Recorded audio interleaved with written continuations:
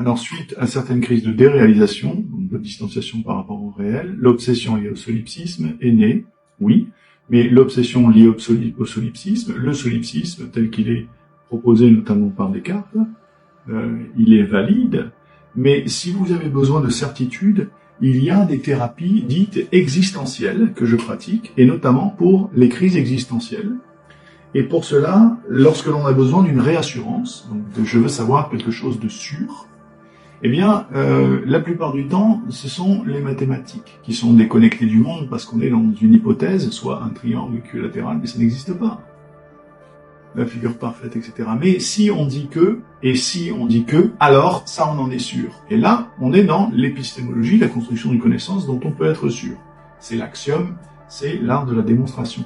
Il y avait un mathématicien qui s'appelait Frege, et qui, un peu comme il a eu un désir de s'assurer des fondements des mathématiques.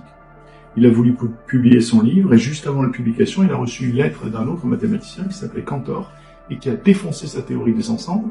J'ai fait une vidéo là-dessus d'ailleurs, sur la diagonale de Cantor, qui dit globalement que si vous faites un ensemble de tous les nombres possibles et imaginables, les antiréels, eh bien, en les mettant en groupe, vous créez une autre infinité de nombres qui ne font pas partie du premier groupe.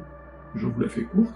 Et donc Frege, sa théorie s'effondre, et les fondements des mathématiques s'effondrent, et là où je vais vous délivrer du solipsisme, en tout cas de l'angoisse solipsiste qui peut exister dans son rapport au réel, c'est Poincaré, un autre mathématicien français, qui a dit, c'est là qu'est la clé, je vous la donne ou je vous laisse dans l'angoisse? Non, je vous la donne.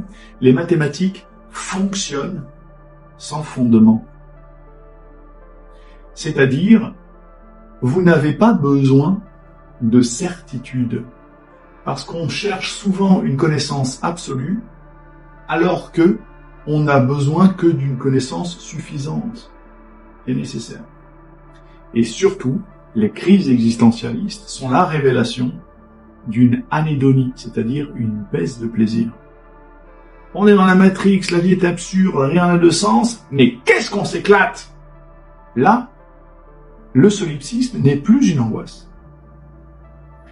Voilà, je vous ai fait une version très courte sur un point seulement, où comment élaborer, on ne va pas nier, on ne va pas vous dire mais non, c'est pas vrai, non, c'est absolument pas vrai, mais ce n'est pas un empêchement, ce n'est pas une limite. Et dans l'obsession de ce qu'il y a, il ne faut pas vous empêcher de travailler sur ce qu'il n'y a pas, c'est-à-dire le plaisir.